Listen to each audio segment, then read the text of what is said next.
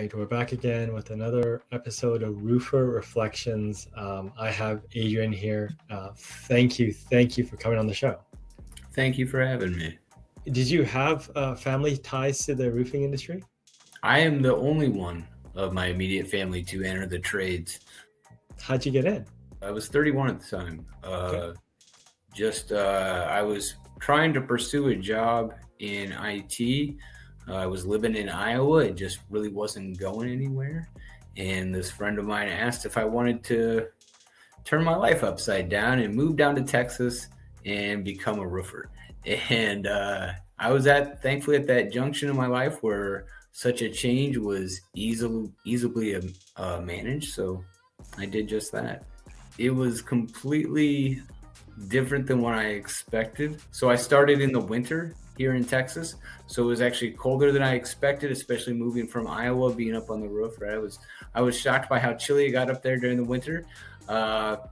It was definitely a type of work that I wasn't used to, but I really loved that. I loved being sort of physically drained at the end of the days for a bit. But then also too, once the opportunity presented itself for me to move from the field into the role of a service estimator, I really welcomed that change as well. How much guidance did you have working in sort of the service side? So I got assigned to a gentleman who had been in the industry for 20 plus years.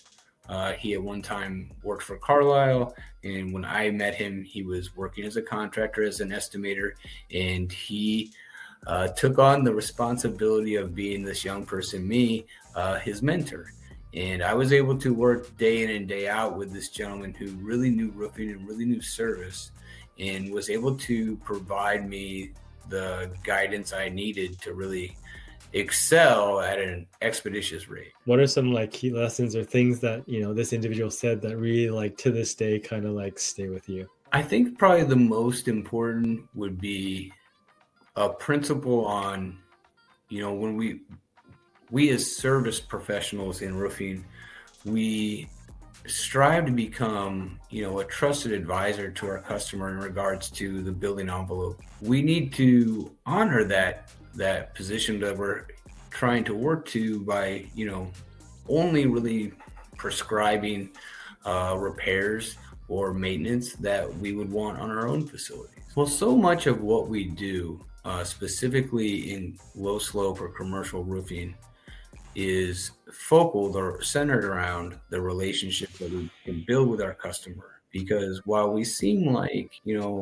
at first glance, we assume that our services are bought and sold at the lowest price, most commonly that's not the case. People most traditionally actually buy from the people they like. And that was another thing that gentleman really instilled in me, was that, don't worry so much about the price, worry more about the service you're providing and becoming that trusted advisor. What do you do in your current role exactly to support the contractor?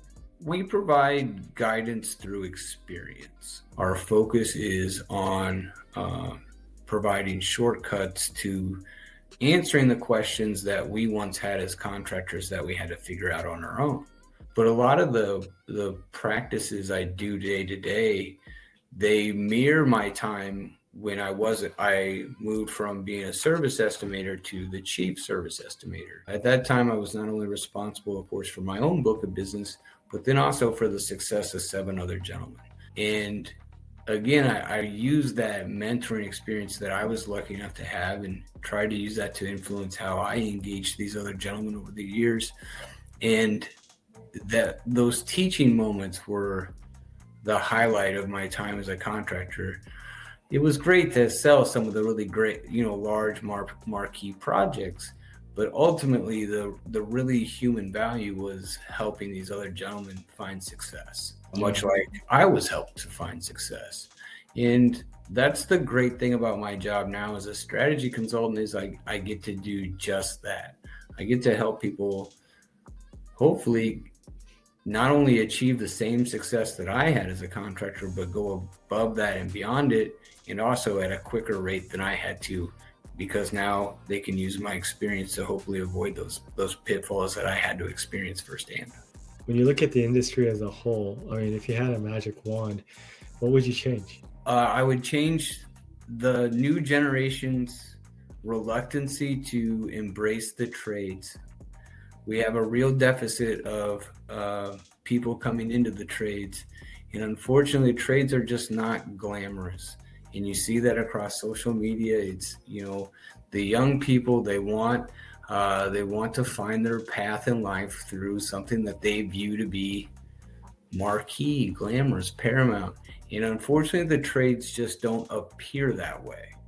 But they are. Again, I had no experience with the trades, and now being in it for over 13 years or so, I couldn't imagine ever not being a part of the trades. I think it's just an awesome place for a lot of people to come and express their own individual character.